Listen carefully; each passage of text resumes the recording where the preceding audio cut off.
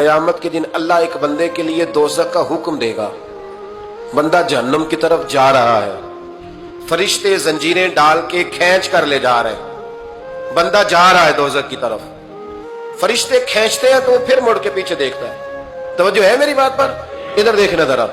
वो कई दफा किसी को खींचते हैं ना तो मुड़ मुड़ के पीछे देखता है। चलो आपको समझाता हूँ, समझ आ जाएगी। वो जब स्कूल जाने को दिल नहीं ना करता था जी, उनके सिलेक्शन देने ना अपने बच्चे और बड़ा 1.5 घंटे का, बच्चे नाराज ना हो जाए। जब वो कभी जिस नलायक का स्कूल जाने को दिल और उसको खींचते थे तो वो पलट पलट के पीछे जाता नहीं। इसी तरह मदरसे में भी जब आते हैं तो कई बच्चे ऐसे होते हैं जो आते नहीं तो खींच खींच के नहीं ले जाते कई दफा।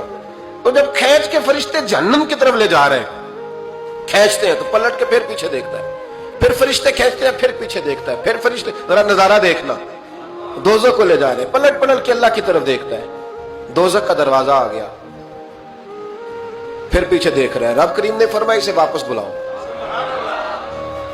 रहमत दा दरिया इलाही, बुलाओ इसे वापस। वापस आया, अल्लाह ने फरमाया बता तू पलट पलट के क्या देखता था? वैसे अल्लाह को नहीं पता क्या देख रहा है, क्या देख रहा था? तो रो पड़ा, अर्ज करने लगा मालिक मेरा यकीन था कि तू बड़ा ही करीम है। अल्लाह मेरा ईमान था तू बड़ा रहीब है। अल्लाह मेरा ज़हन था तू माफ करने वाला है। जब फरिश्ते खींचते थे ना तो शैतान मुझे कहता था अब तू जहन्नम में जाएगा, पर मेरा यकीन कहता था नहीं, रब ने माफ कर देना है, अल्लाह ने माफी दे देनी है, बख्शा जाऊंगा।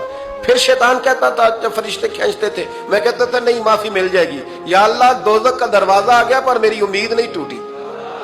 अल्लाह दरवाजा जहन्नुम का आ गया पर मेरी उम्मीद नहीं टूटी। और जब मैंने आखिरी दफा पलट के देखा तेरी आवाज आई कि वापिस लाओ, तो मेरे अंदर से आवाज आई कि ले भाई तेरा यकीन जीत गया है, तेरा ईमान जीत गया है, तेरे अंदर की रूहानियत कामयाब हो गई। बंदे और रब की बातें हो रही हैं तो फरिश्ते चुप करके खड़े हैं। तो रब ने फरमाया तुम खामोश खड़े हो। अर्ज की या अल्लाह भी इसका करना क्या है? फरमाया करना क्या है? जो मेरी रहमत की इतनी ज्यादा उम्मीद रखे उसे जहन्नुम में डाल दूं? ये कैसे हो सकता है? इसको पकड़ो और मेरे फजल के साथ इसे जन्नत अता कर दो।